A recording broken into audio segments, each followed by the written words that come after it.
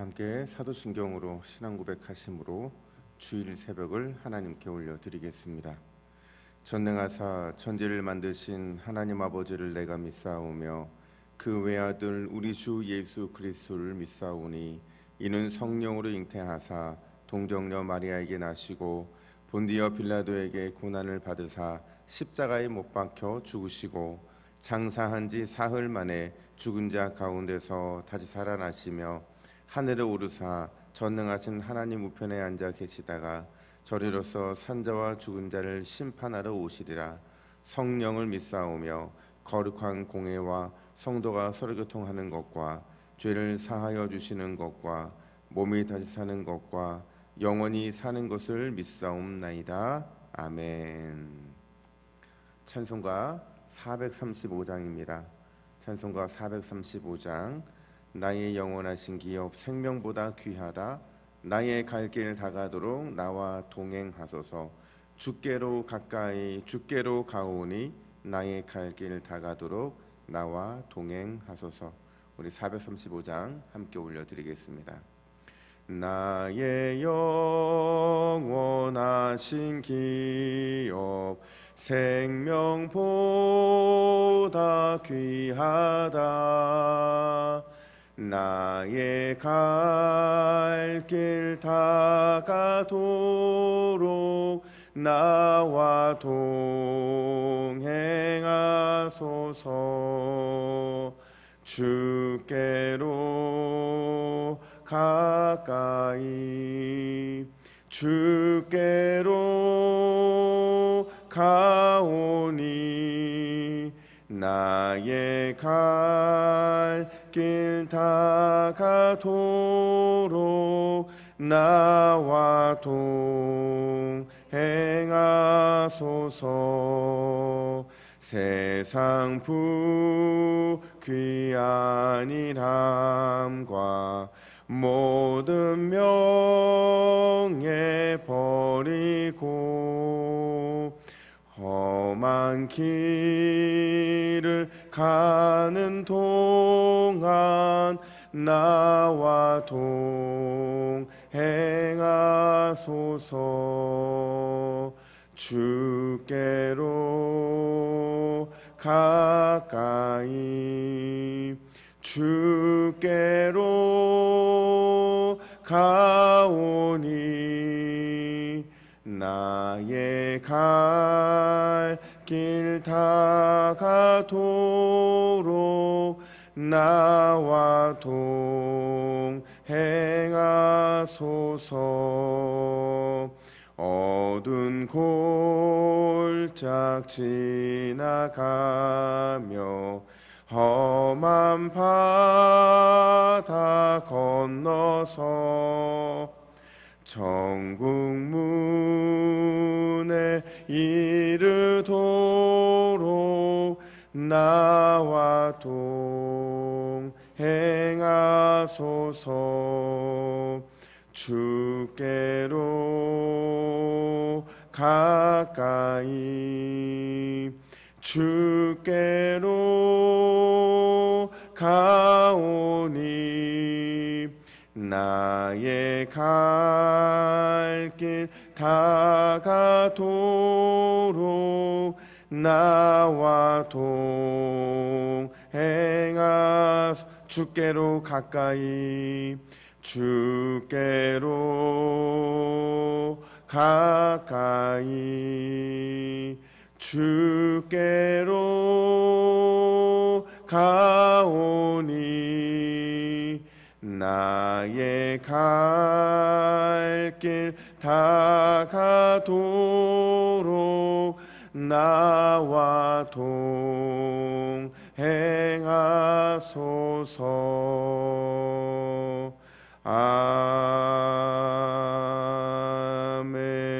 아멘. 아멘. 이 시간 말씀을 받겠습니다. 이 복된 시간에 주시는 하나님의 귀한 말씀은 시편 39편 1절에서 13절까지 말씀입니다.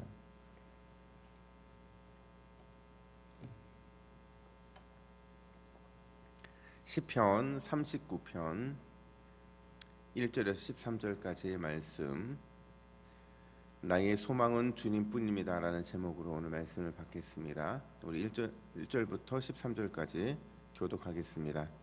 내가 말하기를 나의 행위를 조심하여 내 혀로 범죄하지 아니하리니 악인이 내 앞에 있을 때에 내가 내 입에 재갈을 먹으리라 하였도다. 내가 잠잠하여 선한 말도 하지 아니하니 나의 근심이 더 심하도다. 내 마음이 내 속에서 뜨거워서 작은 소리로 읊조릴 때에 불이 붙으니 나의 혀로 말하기를 여호와여 나의 종말과 연한이 언제까지인지 알게 하사 내가 나의 연약함을 알게 하소서. 주께서 나의 날을 한 뼘 길이만큼 되게 하심에 나의 인생이 주 앞에는 없는 것 같사오니 사람은 그가 든든히 서 있는 때에도 진실로 모두가 허사뿐이니이다. 진실로 각 사람은 그림자같이 다니고 헛된 일로 소란하며 재물을 쌓으나 누가 거둘지는 알지 못하나이다. 주여 이제 내가 무엇을 바라리요 나의 소망은 주께 있나이다. 나의 모든 죄에서 건지시며 우미한 자에게서 욕을 당하지 아니하게 하소서. 내가 잠잠하고 입을 열지 아니함은 주께서 이를 행하신 까닭이니이다. 주의 징벌을 나에게서 옮기소서. 주의 손이 치심으로 내가 쇠망하였나이다. 주께서 죄악을 책망하사 사람을 징계하실 때에 그 영화를 좀먹음 같이 소멸하게 하시니 참으로 인생이란 모두 헛될 뿐이니이다. 여호와여 나의 기도를 들으시며 나의 부르짖음에 귀를 기울이소서. 내가 눈물 흘릴 때에 잠잠하지 마옵소서. 나는 주와 함께 있는 나그네이며 나의 모든 조상들처럼 떠도나이다. 함께 읽습니다. 주는 나를 용서하사 내가 떠나 없어지기 전에 나의 건강을 회복시키소서. 아멘. 여러분 야구 얘기하는 거 별로 안 좋아하시겠지만 미국 프로야구에서 가장 유명한 한 사람을 뽑으라고 한다면 100여 년 역사가 되었으니까 베이브 루스라고 생각을 합니다. 그가 평생에 자신의 야구를 하면서 프로 경기에서만 714개의 홈런을 쳐서 그 당시 아무도 이걸 깨지 못할 것이라는 평가를 받았던 사람이었는데 그 베이브 루스 하면 떠오르는 게요. 홈런을 치기 전에 이제 방망이를 가지고 이제 어디를 칠지를 가리키는 거예요. 왼쪽을 칠 것 같으면 왼쪽을, 가운데 같으면 가운데를 가리키는 이런 제스처로 굉장히 유명한 사람입니다. 근데 그에 대해서 많은 사람들이 베이브 루스 하면 홈런 왕, 또 홈런을 어디로 칠지 이렇게 가리키는 모션 이것만 떠오르는데요. 진짜 그 하면 떠올라야 되는 것이 무엇이냐면 홈런왕이면서 동시에 삼진왕이었다라는 겁니다.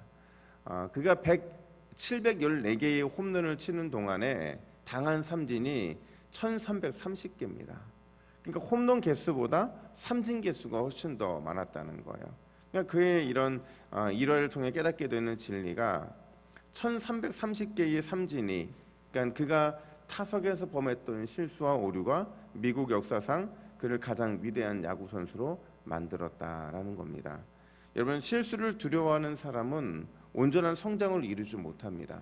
실수를 염려해서 무엇인가 시도조차 하지 못하는 사람은 성장할 수 없는 사람이기 때문에 그래요. 그래서 잠언 13장 4절은 이렇게 말합니다. 게으른 자여 마음으로 원하여도 얻지 못하나 부지런한 자의 마음은 풍족함을 얻느니라.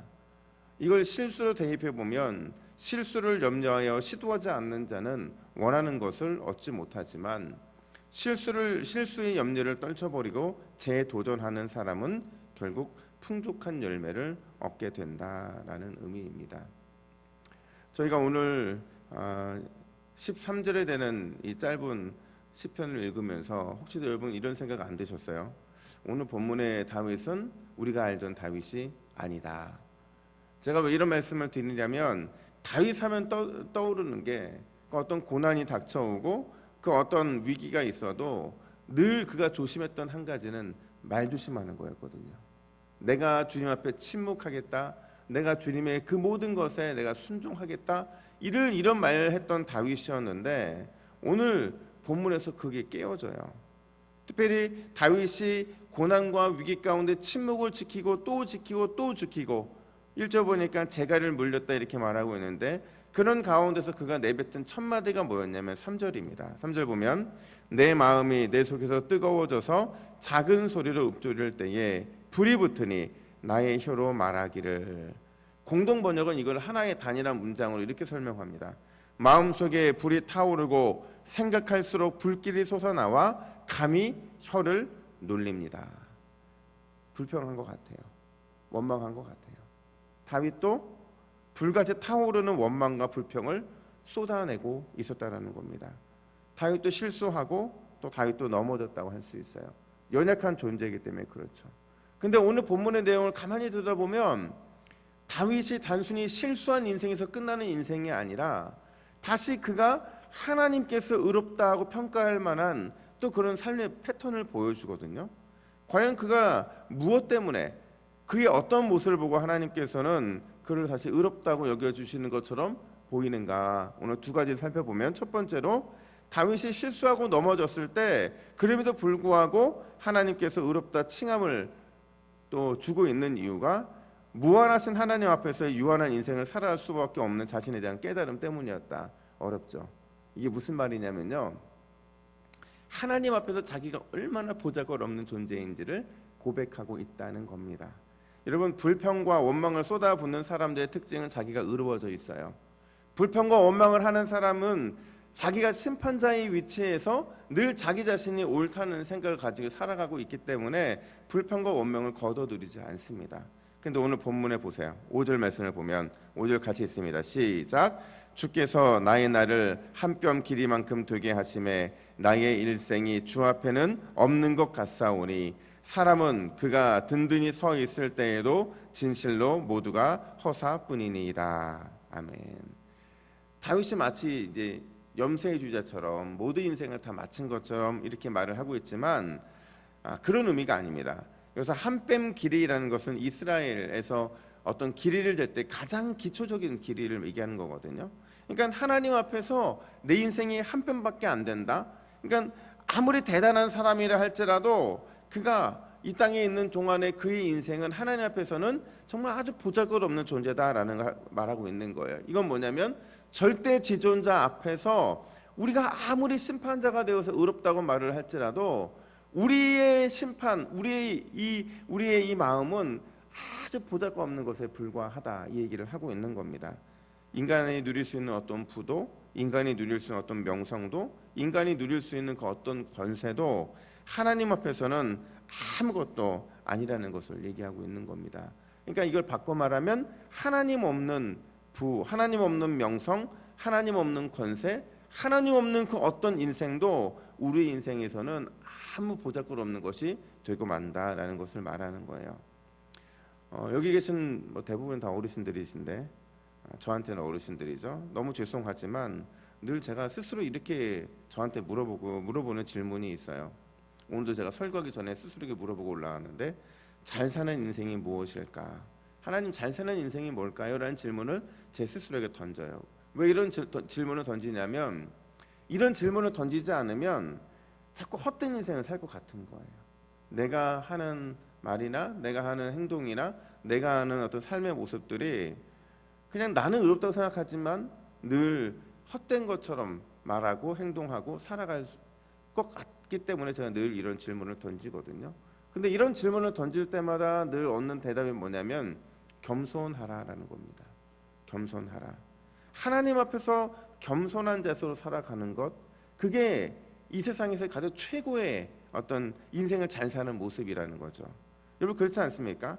우리가 누구나 다 그런 경험을 하잖아요. 조금 돈이 여유가 좀 있으면 돈이 여유 있다고 까불고, 또 이름이 좀 알려져 있으면 이름이 좀 알려졌다고 까불고, 권세 조금 있다고 하면 다 가진 것처럼 이렇게 깨춤추고, 반드시 그런 사람의 모습, 마지막 모습을 보면 항상 나쁩니다. 그 결말이 좋지가 못해요. 있을 때, 또 알려졌을 때, 또 우리가 가졌을 때 무한하신 하나님 앞에서 겸손할 수 있으면 그 사람은 진짜 제대로 된 인생을 사는 것이라는 겁니다. 오늘 여러분 이 새벽에 기도하며 우리가 기억해야 되는 것은 무한하신 하나님 앞에서 우리 인생은 아무것도 아니라는 겁니다. 바꿔 말하면 하나님 없는 인생, 예수님 없는 인생은 아무런 의미가 없어요. 어떻게 해서든지 주님 손을 놓지 않고 어떻게 해서든지 정말 비 오는 날에 젖은 낙엽처럼 완전히 주님께 붙어있지 않는 인생이라면 그 인생은 아무런 의미가 없다는 거죠. 오늘 이 새벽 기도하시면서 주님 없이는 아무 인생도 아닙니다. 하지만 주님이 함께 하시면 제 인생은 모든 것을 가진 인생입니다 라는 고백을 할 수 있는 저와 여러분 되기를 예수님의 이름으로 축복합니다. 뿐만 아니라 다윗이 오늘 하나님께 의롭다 칭함을 받을 수 있는 이유는 유일하신 소망을 다시 붙잡을 수 있었기 때문에 그렇다는 거예요. 7절 말씀 보세요. 7절 같이 있습니다. 시작. 주여 이제 내가 무엇을 바라리요 나의 소망은 주께 있나이다. 아멘. 여러분 무한하신 하나님 앞에서 그 인생의 초라함을 경험했잖아요. 지금 다윗은 내가 아무것도 아닌 하나님 없는 인생은 아무것도 아니라고 말을 하고 나서 그가 다시 한번 고백하는 게 뭐냐면 주님 내가 무엇을 바랄 수 있겠습니까? 나의 유일한 소망은 오직 주님뿐입니다. 여러분 그리고 다시 다윗은 침묵하기로 결정을 합니다. 여러분 우리의 인생의 목적은 오직 나의 소망은 주님뿐입니다라는 그 정답을 찾는 게 우리의 인생의 목적이 되어야 해요. 우리 인생에서 다른 것을 찾을 때 그 다른 것은 분명히 우리 삶의 주인이 될 수밖에 없거든요. 하지만 우리가 나의 삶에서 나의 주인이 하나님이라는 사실, 주님 그분이 나의 유일한 소망이라는 사실을 찾는다면, 그 정답을 찾는 인생이라면 그 인생은 하나님이 반드시 복 주시는 인생일 수밖에 없다는 거예요. 우리가 그 목적을 잃어버리는 순간 우리 인생은 낭떠러지로 떨어지고 말 것입니다. 다윗도 그걸 너무 잘 알고 있었어요. 그래서 다시 그는 하나님 앞에서 불평과 원망을 쏟아붓긴 했지만 그럼에도 불구하고 주님 나의 인생은 이렇게 작은 인생입니다. 내가 다시 내 인생의 목적을 잡겠습니다. 그것은 오직 주님이 나의 소망, 유일한 소망이십니다라는 고백을 하고 있는 겁니다. 우리가 잘 알고 있는 과학자인 아인슈타인은요 평생을 불신자처럼 살았던 사람이었어요. 마치 하나님이 없는 것처럼 살다가 그가 마지막 죽기 전에 이런 유언의 말을 남기게 되는데 어떤 말을 남기냐면 나는 평소에 특별히 젊었을 때 교회를 경멸했다. 교회를 무시했다. 그러나 내 주국 독일이 어두워졌을 때 그리고 나치의 핍박 아래 있을 때 내가 경멸하고 무시했던 교회는 우리 민족의 유일한 소망이었고 사람들의 안식처였다. 그리고 내가 나이를 먹어가면서 내 노후에 인생의 석영량에 나는 교회 이외의 내 영혼의 위로를 경험할 수 있는 장소를 찾지 못했다. 나는 이제 교회로 주님 품으로 다시 돌아간다. 여러분 우리 인생의 마지막이 예수 그리스도 그분을 붙잡을 수 있는 인생이라면 그 인생은 정말 잘 산 인생입니다. 내가 무엇을 가지고 무엇을 누리고 어떠한 인생의 큰 목적을 이뤘다 그게 중요한 게 아니고 내 인생의 소망, 유일한 소망은 오직 예수, 오직 주님뿐입니다 라는 고백을 하는 사람이 가장 행복한 사람이고 그런 사람을 향해서 우리는 주님의 그 좋은 천국이 예비된 줄로 믿습니다. 오늘 이 새벽 기도하시면서 주님 앞에 겸손하게 저는 아무것도 아닙니다. 주님만이 내 삶의 주인 되어 주시옵소서. 내 인생의 유일한 소망은 오직 예수, 오직 주님뿐입니다. 이 고백을 다시 회복하는 저 여러분 되기를 예수님의 이름으로 축복합니다. 아멘. 기도하겠습니다. 하나님 아버지 감사합니다. 우리의 유일한 소망은 예수 그리스도 한 분뿐인 줄로 믿습니다. 그분 앞에 늘 겸손하게 하여 주시고 늘 그분만을 붙잡고 살아가는 우리 인생 되게 하여 주시옵소서. 우리가 가진 그 어떠한 것보다 우리가 누리고 있는 그 어떠한 것보다 우리 인생의 마지막을 아름답게 만들 것은 오직 예수 그리스도 이름 한 분뿐인 줄로 믿사오니 그분만을 바라보는 이 새벽 되게 하여 주시옵소서. 그분 바라볼 때 실수하지 않게 또 넘치도록 채워주시는 그 귀한 주님의 사랑을 우리가 누리기를 원하오니 이 새벽에도 주의 백성들이 한량없는 주님의 사랑을 마음껏 누리는 이 새벽 되게 하여 주시옵소서. 감사드리며 예수님의 이름으로 기도하옵나이다. 아멘.